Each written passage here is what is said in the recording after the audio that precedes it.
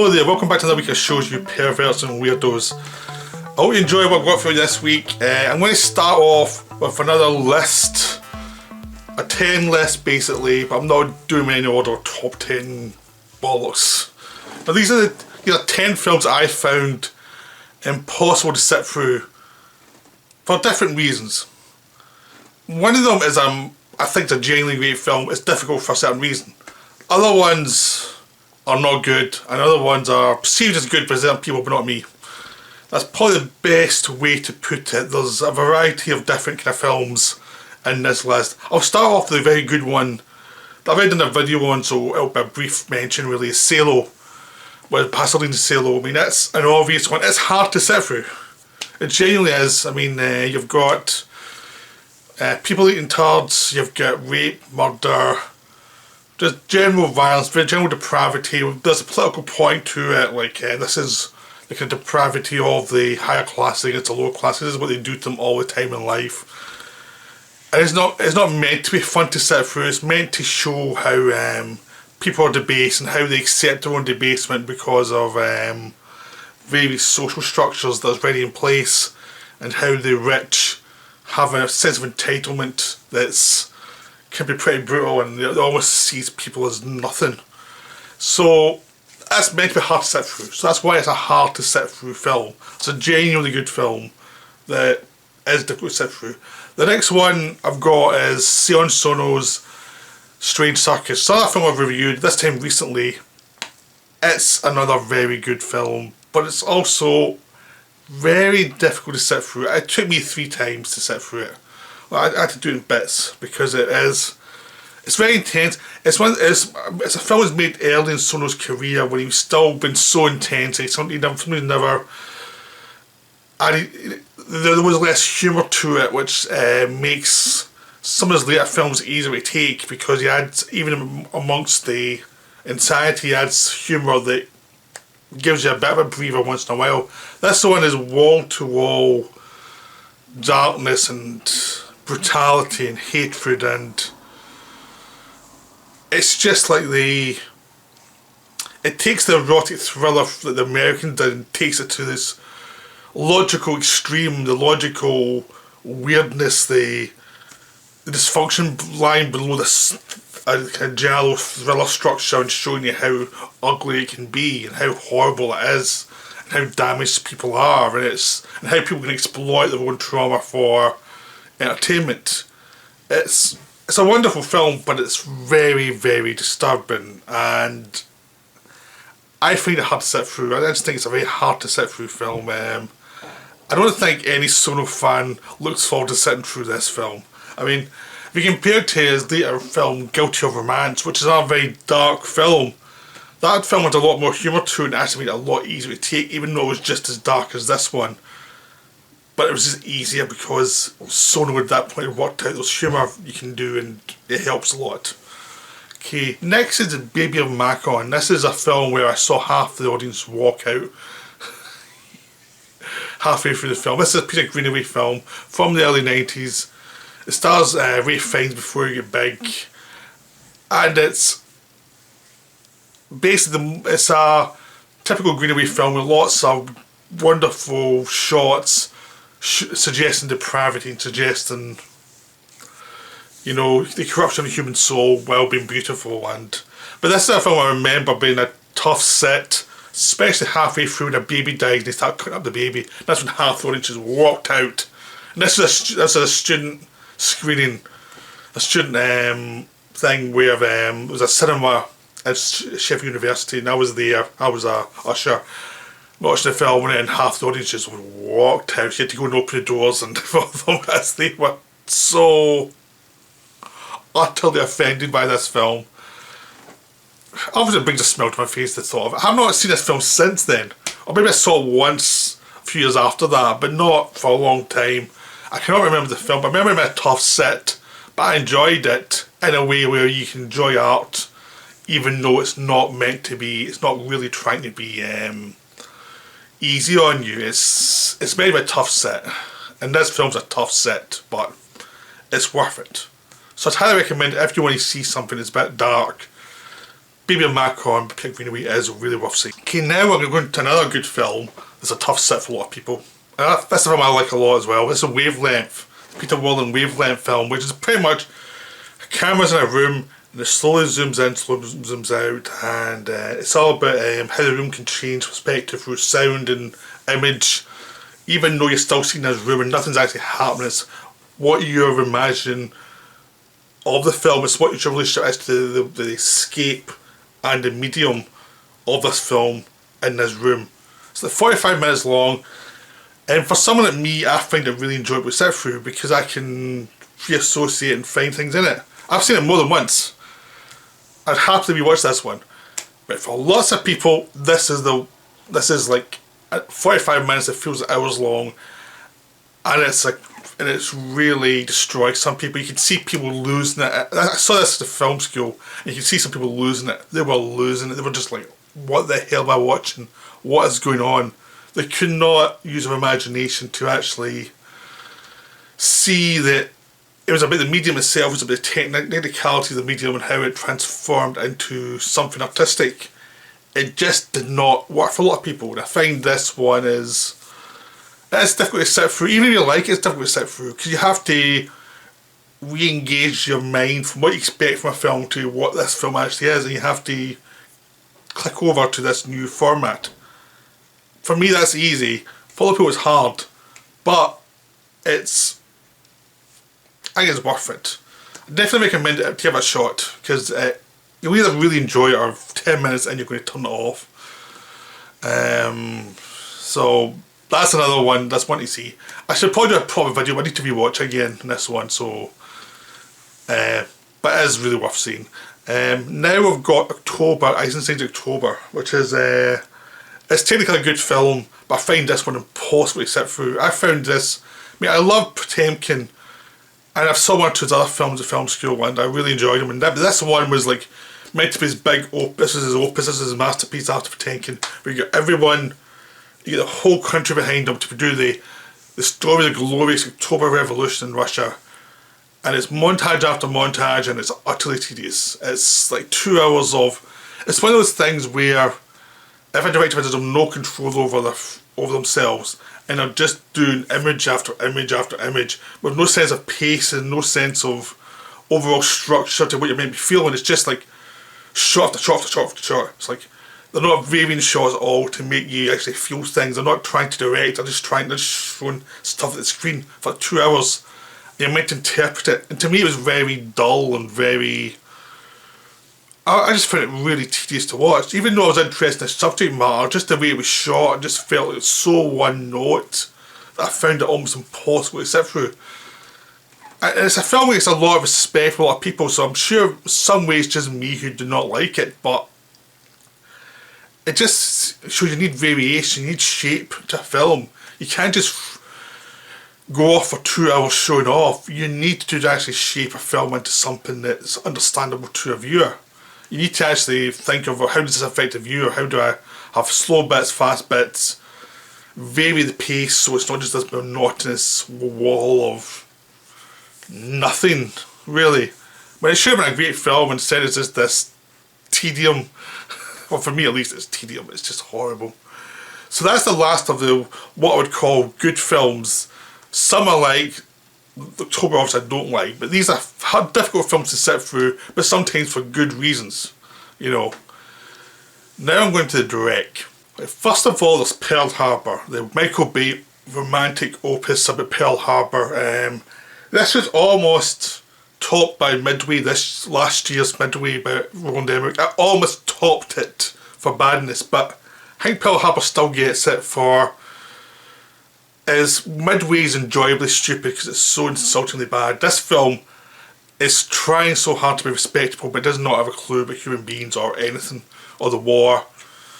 It's a romantic view of the war that is completely insane. And it tries to mix the romantic view with lots of gore in the second half, and it's just tedious, and the lead characters are tedious, and the weird thing is, it's actually actors I like in the lead parts. I mean, Ben Affleck, Josh Hartnett and Kate Beckinsale, if you put them in the right part, they can be decent, you know. I mean, I know Affleck gets some abuse, but he's a good actor in the right part. Josh Hartnett's, you know, a bit more stolid as a actor, but if you put him in the right part, he can really work. I mean, if you put him in something like 30 Days of Night, and he was good in the Penny Dreadful series, so he's like an actor, you put in the right part. Kate Beckinsale, you put her with like more dialogue heavy stuff, she's usually very good. And this, they're all awful. They're all terrible. And they don't have a clue what they're doing, and you can just tell they're trying but they've been left adrift by the director, who's just waiting for the next action scene. And you've got all these cliched dramatic scenes where they're getting no direction to what they should actually be doing to help. You have a lot of supporting characters who are not funny or interesting at all. I mean, the best one's Ewan Bremner, because it's Ewan Bremner, because he's a good actor.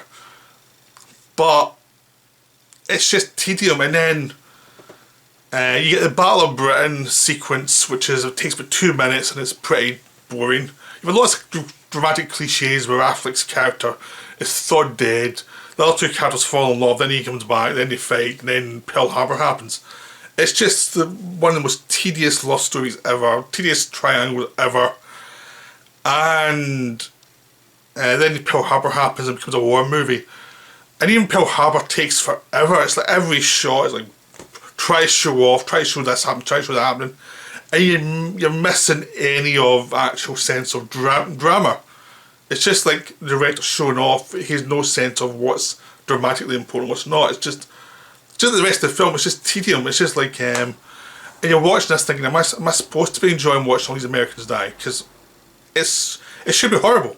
I mean, it really should be horrible, and it's not. And it's just director doing his visual porn, and it's just awful. It's just the worst historical film you'll ever see. So it's very hard to sit through. I watched it again a while later just to see, did I see that? And I was just like, yeah, it's still terrible, it's still an awful film. It's just, Now we have Pan.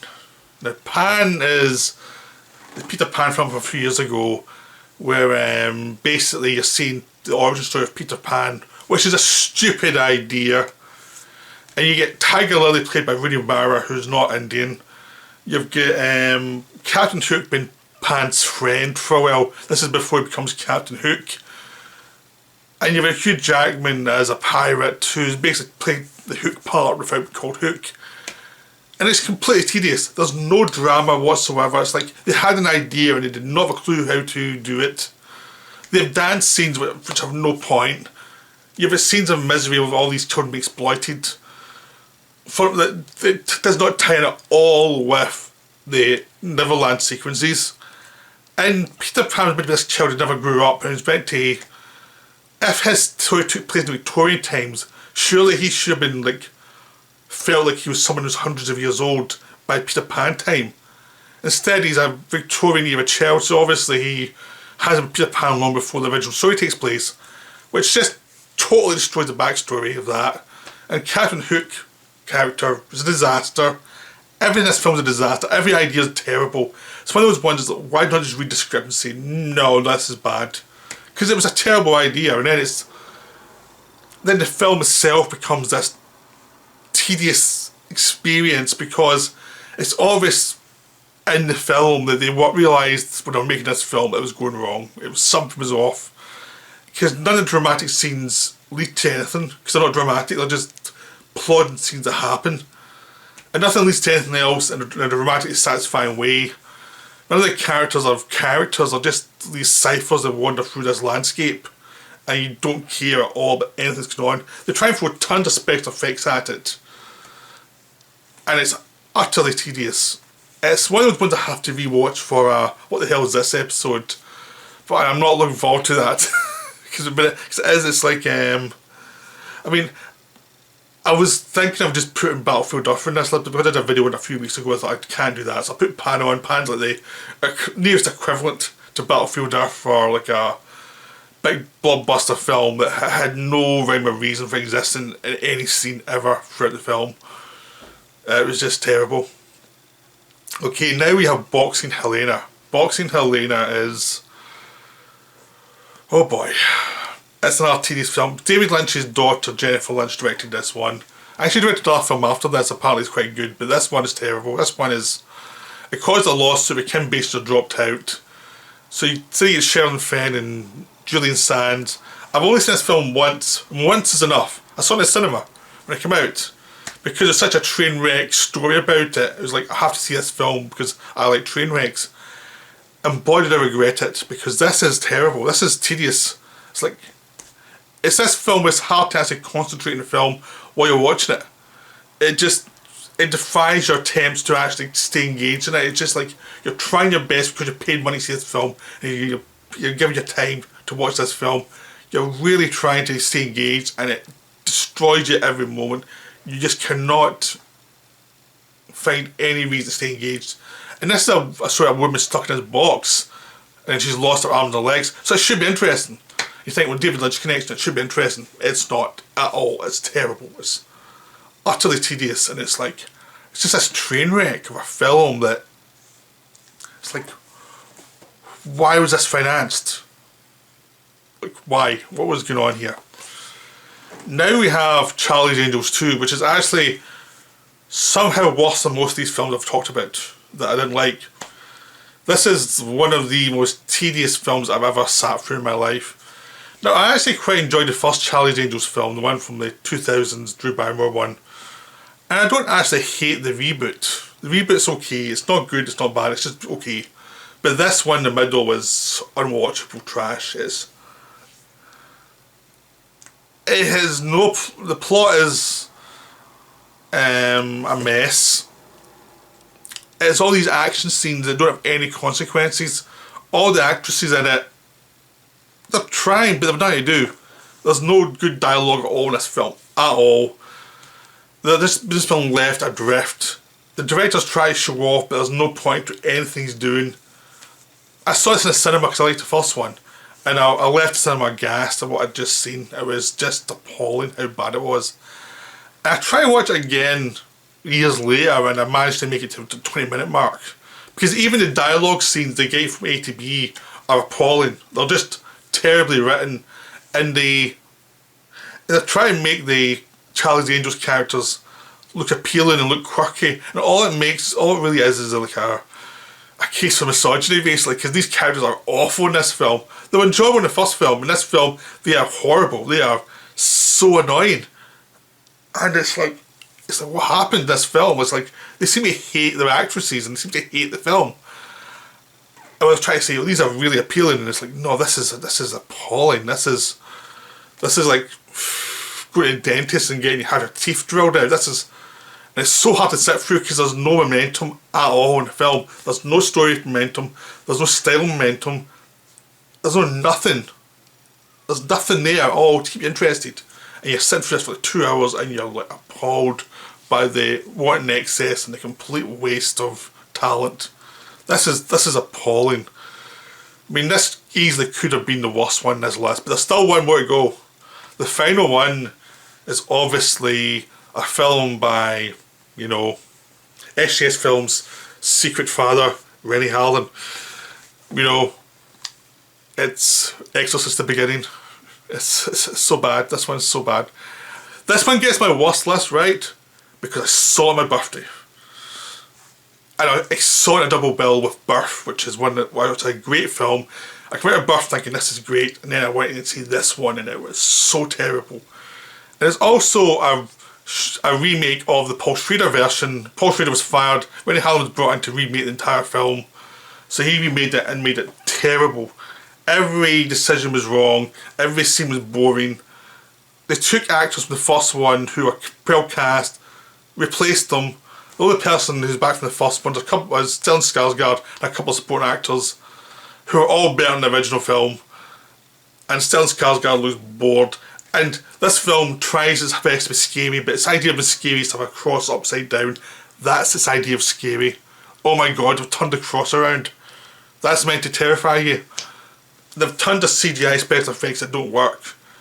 They changed the backstory of The Exorcist, where originally it was meant to be Father Merrin against a possessed boy, which was the Schrader version. Instead, they thought the boy was possessed, and it turns out the boy wasn't possessed. It was a nurse who was possessed, even though it makes no sense to anything that's happened in the film.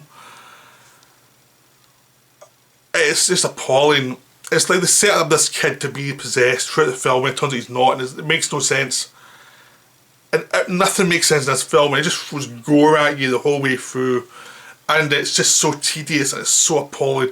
And it's also taken something which was a really cool idea, which is, we're in Africa, they discover this old church, and after they open it up, strange things start happening, which is a really good idea. Shooter did it really well, very subtly. And this one is just thrown gore at you, and it's like, maybe an atmosphere film, but it's just thrown gore at you, it's incompetent. It's just terrible, and it's boring. And because I saw it on my birthday, I especially hate it. So that's why it's number 1. I especially hate this one because of my birthday. And it's the only Exorcist sequel, prequel, whatever, that I dislike, because every other one's insane and wonderfully weird. And this one is not. This one broke the... I know most people mock the Exorcist sequel, prequels, but I enjoy them because they're so weird. This one broke the chain of fun weird and made something just terrible. So that's my list. Films that are hard to sit through. I hope you enjoyed this. I thought it'd been interesting to look at films that even I can't sit through, because I can sit through a lot of trash, but these films defeated me in one way or the other, you know. So I hope you enjoyed that. We're back soon with some other videos. I'll see you soon.